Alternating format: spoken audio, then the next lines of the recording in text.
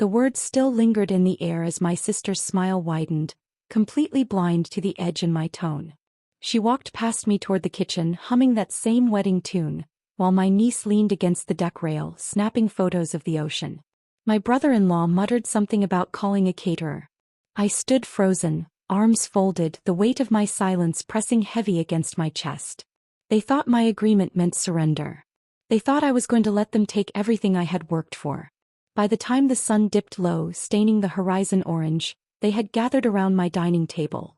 My table, the one I bought secondhand and refinished with my own hands, laying out notepads and phones as if it were a war room. I sat at the end, my chair suddenly feeling like the loneliest seat in the house. My sister tapped her pen against the wood. "Okay, let's finalize the guest list." She didn't even glance at me before announcing, "We'll cap it at 70. That's manageable." 70. I had never even had more than 6 people in this house at once. My throat tightened, but I kept my face still. "Flowers go here," my niece said, pointing at the far corner. "And we can rent a small arch for the ceremony. Uncle, you can help me string the lights across the deck." They laughed together, light, easy laughter. The kind of laughter families share over memories, except these weren't memories. They were plans built over my silence at my expense. I lifted my glass of water just to give my hands something to do. The rim trembled against my lips, though my expression stayed smooth. I tried once to push my voice into the circle. "Have you thought about permits? For parking? Or noise?" The room went quiet for half a second. My niece blinked at me, then giggled. "Oh, Auntie, don't worry. Everyone knows this beach. It'll be fine. Besides, the neighbors won't complain." My sister added quickly, "Exactly. People will be happy for us." Then she leaned closer to her husband and continued planning as though I hadn't spoken at all. The dismissal stung sharper than any insult. It wasn't just about the house anymore. It was about me. I wasn't part of their everyone. I wasn't even at the table in their minds. The kitchen smelled faintly of lemon oil from the counter I had wiped earlier, but beneath it lingered something sour, disrespect. That smell filled every corner of the room now. I leaned back in my chair, watching them divide tasks like generals splitting land they hadn't fought for. My niece pulled out a notebook, scribbling guest names. My brother-in-law argued about seating. My sister silenced him with a raised hand, her voice decisive, final. None of them asked me. Not once. A thought crossed my mind, sharp, bitter, but clear. If they can erase me in my own home, what else would they erase? The conversation stretched late into the night. I excused myself once, retreating to the bathroom just to breathe. I stared at my reflection under the harsh light, my skin pale, my eyes darker than usual. I whispered to myself, "Stay calm. Let them talk. Let them think they've won." When I returned, they hardly noticed. They had moved on to discussing food, arguing over menus. My sister wanted chicken. My niece demanded seafood. My brother-in-law shrugged, scrolling on his phone, already looking for vendors. I slipped into my chair quietly, my presence unnoticed, and began writing on the corner of a napkin. Not their menu. Not their guest list. My own notes. Small details. Dates, times, careless words they dropped without thinking. Every scrap of arrogance they spilled would be useful. At one point my niece turned to me, her tone sickly sweet. "It's really generous of you, Auntie. Most people wouldn't share like this." There was again. Sure. I forced a smile, though it barely reached my eyes. "Family takes care of family," I said softly. My words hung heavy, double-edged. She laughed, not catching the meaning. Hours passed, and eventually they pushed their chairs back, stretching and yawning. "We'll finalize the rest tomorrow," my sister declared. This was productive. Productive. That was the word she used. As though they had accomplished something. I walked them to the door, my smile never slipping. The night air was cooler now, the tide pulling back against the sand with a low roar. Crickets chirped in the distance, a steady chorus. My niece hugged me quickly, distracted by her phone. My brother-in-law patted my shoulder absent-mindedly. But my sister lingered. She placed her hand over mine, squeezing it firmly, her eyes searching mine with mock affection. "You're doing the right thing, you know. Letting us use this place. It means a lot to the family." I didn't flinch. "Does it?" I asked softly. She nodded quickly. "Of course. This way we'll always remember this house is part of our lives too." Her words slid into me like a knife. Part of our lives too. I let her hand go. Drive safe, I said. When their taillights disappeared down the dark road, I closed the door and leaned against it. The silence inside the house felt heavier than before. The clock ticked in the hallway, steady, accusing. I walked back to the dining table, now littered with their notepads, crumbs, and empty glasses. The house smelled faintly of their perfume and cologne, scents that didn't belong here. I began collecting the glasses one by one, my movements slow, deliberate. As I wiped the table clean, I thought of my parents again. How they had left me debts, how no one had helped me, how I had clawed my way out alone. And now these people, my own blood, wanted to waltz in and claim what they hadn't lifted a finger to build. That was when the shift solidified inside me. A line had been crossed and there was no going back. I climbed the stairs slowly, the boards creaking beneath my bare feet. In my bedroom, the air was cooler, quieter, the sound of waves muffled by the windows. I sat on the edge of my bed, my notebook resting on my lap, and began to write. Not dreams. Not memories. Plans. I listed their words in neat rows. Every careless assumption, every arrogant laugh. I drew boxes around their decisions, underlined their dates. I wasn't recording for nostalgia. I was collecting evidence, ammunition. At the top of the page, in firm, steady letters, I wrote, "They think it's theirs." I stared at the words until they blurred. Then I added another line, sharper. "They will learn it isn't." The ocean roared louder outside, as if echoing me. I turned off the light and lay back against the pillows, but sleep didn't come. The house felt different now, tainted. Shadows stretched long against the walls, whispering doubts. For the first time since I'd bought it, I felt like a stranger inside my own home. But then in the darkness I smiled. Not bitter, not broken, determined. Because if they had turned me into a stranger in my own house, then I could just as easily turn them into strangers in theirs. The first words out of my sister's mouth cut deeper than I expected. "This will be perfect for the wedding," she said, running her fingers along the windowsill as if she were the owner. I froze where I stood, a tray of lemonade in my hands, the ice clinking softly against the glass pitcher. The salty ocean breeze drifted through the open doors, carrying the sound of waves slapping against the shore. But in that moment, all I could hear was the casual tone of her voice, claiming what wasn't hers, claiming what had taken me decades to build. If you've ever been betrayed by the people you trusted most, this story will speak to your heart. Stay with me, you won't want to miss how it all unfolds. I set the tray down on the counter, slowly, carefully, so she wouldn't see my hands trembling. My lips curved into a polite smile, the kind that hides more than it reveals. "The wedding?" I asked lightly, though my chest burned with a heat I hadn't felt in years. She didn't even look at me. She waved a hand toward the living room, my living room, where my niece was twirling in the sunlight, pretending to walk down an imaginary aisle. "Yes, right here. Look at that light. It'll be gorgeous in the photos." My brother-in-law nodded in agreement, already tugging open the sliding doors that led to the deck. "Plenty of space for tables out here. You could probably fit 50 guests without it feeling cramped." 50 guests. In my house. My dream house. I swallowed hard, the taste of salt and citrus lingering on my tongue from the lemonade I had just poured. I didn't remember inviting them to plan anything. I hadn't agreed to this. Yet here they were, walking from room to room, assigning purposes as if I were invisible. I forced my voice to remain steady. "I didn't realize you were considering my place." My niece, still twirling, looked up at me with wide, excited eyes. "Oh, Auntie, you don't mind, do you? Everyone agrees this is the perfect spot.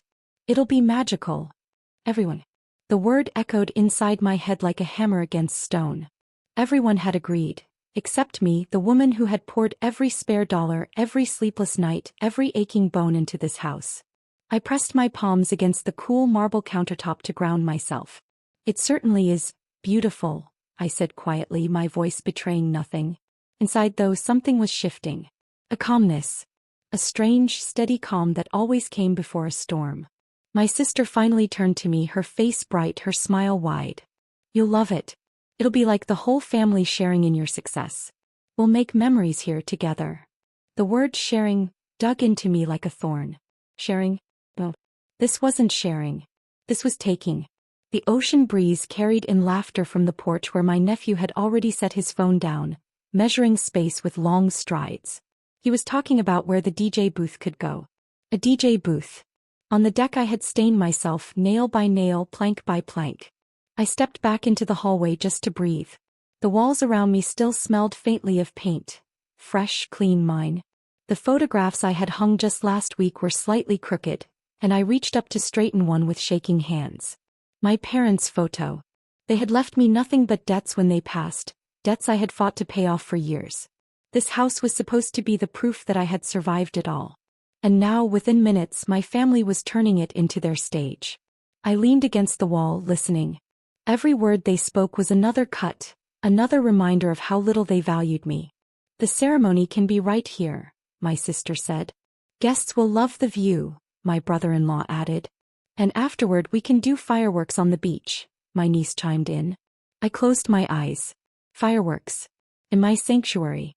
When I opened them again, I caught sight of my reflection in the hallway mirror. My face looked calm, but my eyes told another story. They were steady, sharp, unblinking. I recognized that look. It was the same look I'd had years ago when I walked into the bank with my final payment for this house. The look of a woman who had waited too long to be dismissed now. I walked back into the living room. The sun was lower now, glowing orange against the waves. My sister was tracing the wall with her fingertips, already imagining flowers draped over it. I stepped closer, close enough for her to feel the shift in the air. Did you ask me? I said softly. The room went quiet. My niece stopped twirling. My brother-in-law froze mid-step. My sister blinked, caught off guard, her smile faltering for just a moment. What do you mean? She asked, laughing a little too quickly. Of course you're part of this. We thought you'd be thrilled. But she didn't answer my question. She hadn't asked me. None of them had. I tilted my head, studying her. My silence stretched long enough to make her shift uncomfortably, but I let it linger. Sometimes silence says more than shouting ever could. I finally smiled. Small, tight, controlled. It is a beautiful space, I said. My voice was smooth, calm, almost agreeable. But my heart was pounding, my thoughts already racing ahead. They had no idea. They thought they'd won. I glanced toward the calendar pinned to the wall by the kitchen. The one where I quietly marked every bill paid off, every milestone reached. There was a date circled in red ink. A date that mattered only to me, a reminder of something they didn't know. My hidden advantage. I touched the pen beside it, twirling it slowly between my fingers, and when I looked back at them, I let my smile widen just enough for my sister to relax again. She thought my calmness meant surrender. She couldn't have been more wrong. The light outside was dimming now, the sky painted with streaks of purple and gold. My niece picked up her phone and started snapping photos of the view, already sending them to friends. It's official, she giggled. This is the wedding venue. Visual. My chest tightened, but I kept my expression composed. I folded my arms, leaning against the frame of the sliding door. I watched the waves crash harder against the shore, as if even the ocean itself was restless, impatient. Inside, a single thought anchored me. Let them plan, let them assume, let them build their fantasies. Because when the time came, I would be ready. My sister brushed past me, already humming a wedding tune. The scent of her perfume mixed with the salt air, cloying and heavy. She stopped just inches away, her smile sharp. It's perfect, isn't it? She said. I met her eyes, steady and unblinking. The calm storm inside me surged higher, but my voice was soft. Yes, I whispered. Perfect. And as her smile returned, convinced of my compliance, I knew she couldn't see what I saw reflected in my own eyes. Not surrender, but something colder, sharper, and far more dangerous. That thought lingered in my mind long after I turned off the light. The sound of the waves outside was steady, but my chest beat harder than the tide. Sleep refused to come. Instead, I lay awake, staring at the ceiling, listening to the groans of the old beams above me. My house had always been a place of peace, but now, it felt like a battlefield waiting for the first strike. When the morning light broke, soft and golden, it only sharpened my resolve. I made coffee, strong and bitter, and drank it slowly on the deck. The ocean stretched wide, endless and calm, while inside me, everything burned. My sister's words from the night before played over and over. This way we'll always remember this house as part of our lives too. Well, not theirs. I carried the coffee back inside and sat at the dining table, the same one they had cluttered with their notepads and menus. The wood was clear now, wiped clean, waiting. I pulled out my notebook from the nightstand upstairs and flipped to the page where I had written in firm letters. They think it's theirs. Beneath it, I added, it's time to remind them. My pen tapped against the page as my mind sifted through options. I could confront them, scream until my throat gave out. I could lock the doors and throw away the keys. But none of that would last. They would twist the story, paint me as cruel, selfish, ungrateful. I had learned long ago how easily a woman can be rewritten by her own family. No, the answer had to be colder, sharper. Something undeniable. That's when the idea surfaced, quiet but steady. Treat them the way they treated me. They had seen me as a stranger in my own home. Then I would make them strangers here too. Not guests. Not family. Outsiders. The solution sat right in front of me. A contract. I flipped open my phone and searched for local rental agencies. The screen glowed against the early light, names and numbers filling the page. My fingers hesitated only once before dialing. Hello, Coastal Getaways, a bright voice answered. I cleared my throat. Yes. I'm interested in listing my property for short-term rental. The excitement in her tone was instant. Beachfront, correct? Those go fast this time of year. Can you tell me a little about it? I described the house. The deck, the open living room, the view of the sunset from the upstairs windows. My voice was calm, even, but my hand tightened on the phone with every detail I gave. I wasn't just describing a property. I was describing years of sacrifice, the very core of my life. And now I was handing it to strangers. But strangely, instead of fear, I felt relief. That sounds incredible, the agent said. We could have renters within days. Do you want me to send over the paperwork? Yes, I replied firmly. Send it today. When I hung up, the house was silent again. The only sound was the ticking clock in the hallway, steady as my pulse. I leaned back in the chair, staring at the pen in my hand. It shook slightly, but I forced my fingers to still it. Signing those papers would be more than a business decision. It would be my answer to everything they had done. Later that afternoon, while the sun climbed high and sharp over the water, I walked down to the mailbox. The air smelled faintly of salt and sunscreen, tourists already filling the shore. When I opened the mailbox, the envelope was waiting. The official. My heart skipped as I carried it back inside. At the table, I opened it carefully, smoothing the papers out on the wood. The words blurred at first, but I forced myself to focus. Clauses, dates, signatures. All business. All binding. I picked up my pen. My hand hovered over the signature line longer than I expected. Once I signed, there would be no turning back.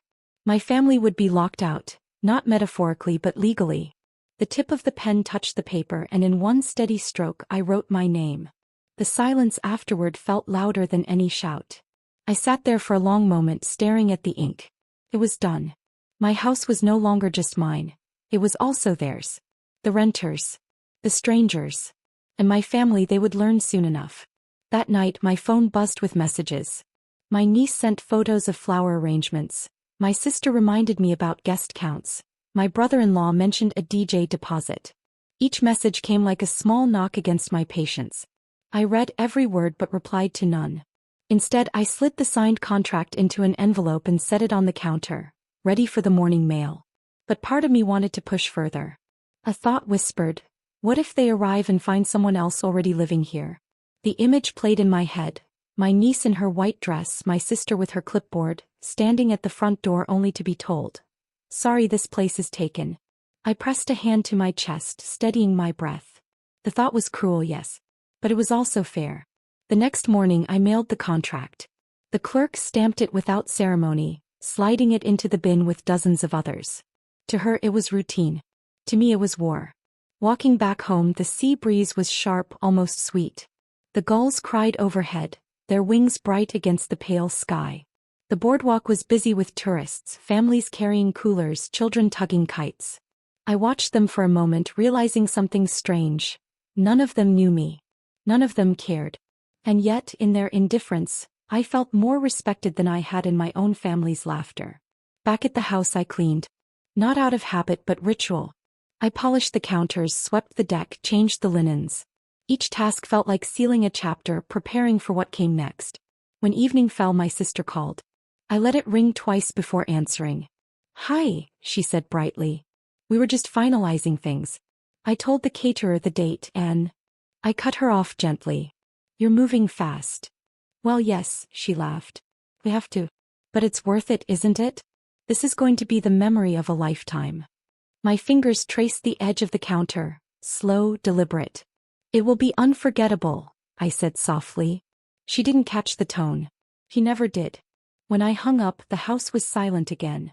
I walked to the deck, staring out at the darkening horizon. The waves were restless, the wind colder now.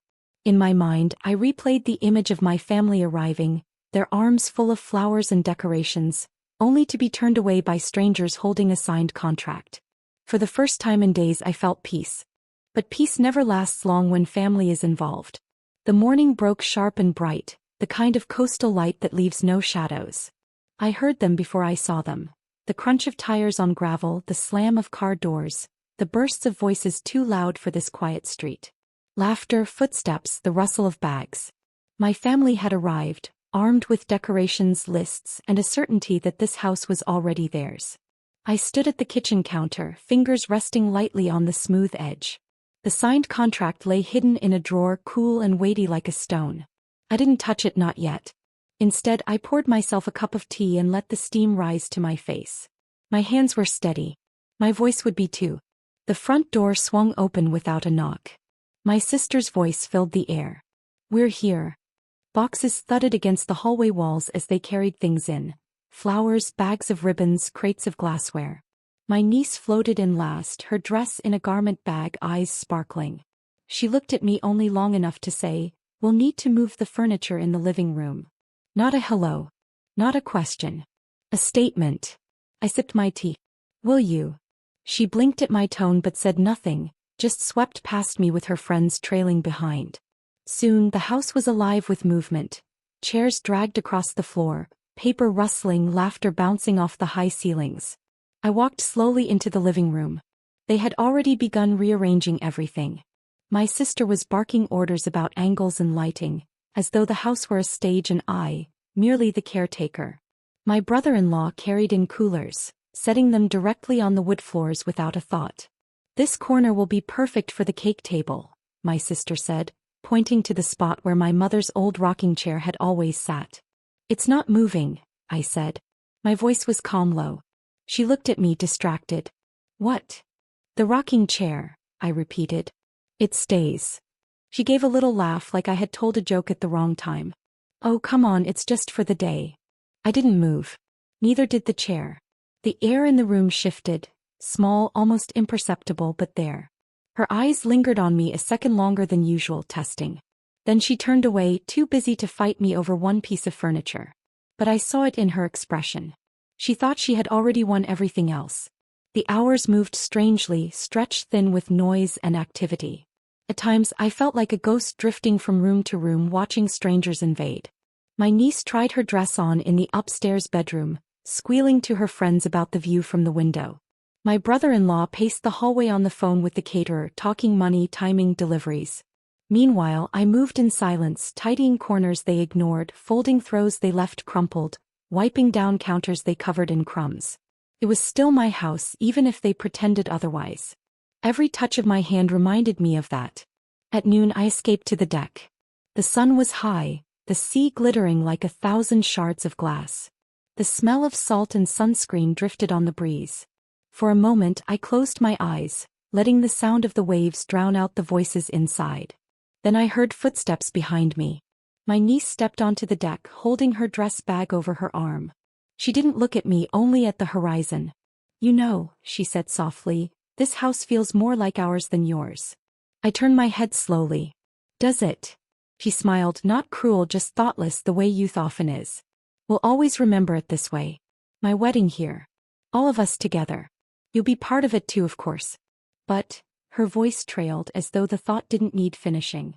I studied her face, the lightness of her expression, the ease with which she claimed what wasn't hers. I didn't argue. I didn't correct her. I only said, we'll see. She laughed lightly as though I had agreed and went back inside. I stayed on the deck a long time after that, the contract heavy in my mind. They believed they were setting up for their day. What they didn't know was that I had already set the stage for mine. When I returned inside, the scene had shifted. The caterer had arrived, bustling in with trays and menus. The air smelled of roasted herbs and fresh bread. My sister was everywhere at once, directing traffic, praising, scolding, planning. My brother-in-law argued over power outlets for the DJ equipment. The house shook with their energy. And through it all I said little. I moved like the tide beneath their noise, steady, unseen, inevitable. At one point my sister caught my arm. "You're so quiet today. Are you all right?" I met her eyes, holding them. "Perfectly." Something in my tone made her hesitate, but then she released me with a smile and hurried off. By evening the setup was nearly complete. Garlands draped the banisters, tables lined the deck, flowers filled every corner. The house no longer looked like mine. It looked like a stranger's vision of celebration. I walked from room to room, absorbing it all. The rocking chair still stood untouched in its corner, my one small victory, but everything else bore their fingerprints. Finally I returned to the kitchen. The drawer where the contract lay seemed to hum with weight.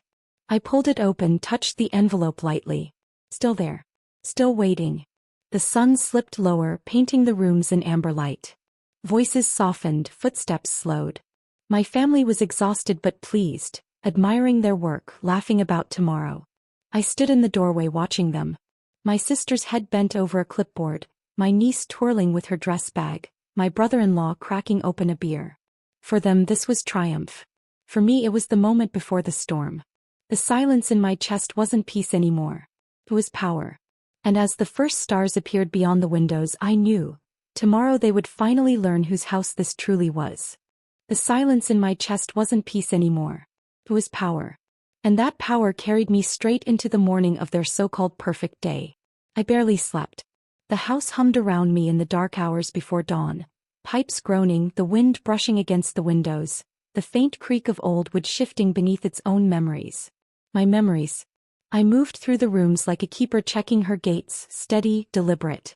The rocking chair was still in its place. The envelope was still in my drawer. And I was still in control, though none of them knew it. By the time the first rays of sun cut across the floor, the house was alive again with noise. My sister rushed in and out of the kitchen, snapping at the caterers. My niece floated downstairs in white silk, her friends gasping at every step. My brother-in-law barked into his phone again, making last-minute deals with vendors. The scent of roses mixed with the salt air, filling every room. Tables gleamed, glasses sparkled, candles waited to be lit. To them it was perfection. To me it was the stage I had let them build with their own hands. I dressed simply, dark skirt, plain blouse. No frills, no color. I wanted to stand out in silence, a shadow at the edge of their brightness. By noon the guests began to arrive. Cars lined the drive, laughter carried over the breeze, heels tapped against the wood floors. My family beamed as though the world already belonged to them. I stood near the deck doors, unseen in the rush, watching each face as they entered. Some greeted me politely, others passed by without a glance, already caught up in the spectacle. Then the ceremony began. Chairs faced the sea, ribbons fluttered in the wind, the aisle sparkled with scattered petals. My niece appeared in her dress, radiant, glowing with youth and certainty. The crowd sighed as she stepped forward on her father's arm. My sister dabbed her eyes, smiling through tears. My brother-in-law adjusted his tie, chest puffed like he had built all this himself. And I smiled too. Not at her beauty, not at their joy, but at what I held within me, burning steady as a coal. When the vows began I slipped away. No one noticed. I moved through the house, quiet, unseen, until I reached the drawer. The envelope waited. I pulled it free, the weight of the signed contract firm in my hands. My heart beat steady, not fast. This was not nerves. This was certainty. I walked back toward the deck, the voices rising in unison, promises spoken, rings exchanged. Just as the officiant raised his hand to seal the moment, I stepped forward. Stop. The word cut through the air, sharper than any wind. Every head turned. My niece froze mid-breath, her smile faltering. My sister's hands clutched her chest. My brother-in-law muttered my name like a warning. I held the envelope high, my voice steady, carrying across every row of stunned faces. Before you bind this union, there is something you should all see. Something about this house. Gasps rippled through the crowd. My niece shook her head, forcing a laugh. Auntie, please, not now. Now, I said. I broke the seal, sliding the contract free, its crisp edges glowing in the sunlight. You see, while you were busy decorating, celebrating, claiming this place as your own, I was finalizing what was mine. I held it out for all to see. My name. The deed. My signature. Irrefutable. The silence that followed was heavier than any storm. My sister was the first to speak, her voice shrill. You tricked us. You. No, I cut her off. You tricked yourselves. You assumed. You disrespected. You turned me into a stranger in my own home. And now, here in front of everyone you invited, I remind you, this house is not yours. It never was. Murmurs spread among the guests. Some leaned forward, others exchanged glances. My niece's face paled, her perfect glow cracking under the weight of reality. Her groom whispered urgently in her ear, but she shook her head, eyes fixed on me. Why would you do this? She whispered, voice trembling. I stepped closer, holding her gaze. Because you wanted your day to leave a mark. And now it will. Not with flowers or vows, but with truth. You tried to erase me from my own life. This is the scar you'll never forget. The officiant cleared his throat, unsure whether to continue. My brother-in-law stormed toward me, face red. You've ruined everything, he hissed. I turned my head slightly, letting my words strike clean. No. I've restored what was already ruined. You thought possession came without respect. You thought family meant obedience. You were wrong. The crowd shifted, restless, the weight of scandal pressing on them.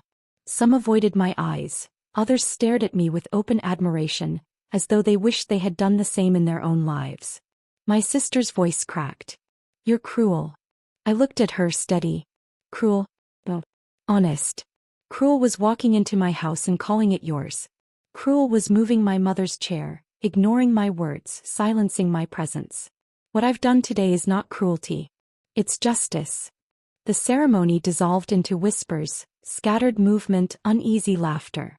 The groom stepped back, unsure, already sensing the fracture that could not be mended. My niece, radiant no more, clutched her dress like a shield, tears glistening in her eyes. And me, I stood taller than I had in years, the weight of silence gone. The scar was made not on the house but on their pride. On their memory of this day. The wedding that wasn't. The guests trickled out, some in shock, some amused, some whispering already about how they'd tell the story later. My family stayed frozen, unable to move, unable to undo what had been done. Finally, as the last car rolled down the drive, I turned to them. My voice was quiet, almost tender. This house remains mine. You may visit if you learn respect. But you will never again mistake my silence for weakness. No one answered. They couldn't. I walked back inside, closed the door behind me, and let the stillness settle like a balm. The house was mine, alive with the echoes of what had just happened, marked forever by the scar I had drawn across their arrogance. And as I sat in my mother's rocking chair, the evening sun warming my face, I felt no guilt. Only release. Because sometimes the deepest scars are not carved into flesh. They're carved into memory. And this one they would never ever forget. If this story struck a chord with you, subscribe now for more dark, emotional tales of betrayal and revenge. Every week I share stories that remind us of the strength we carry, even when others underestimate us.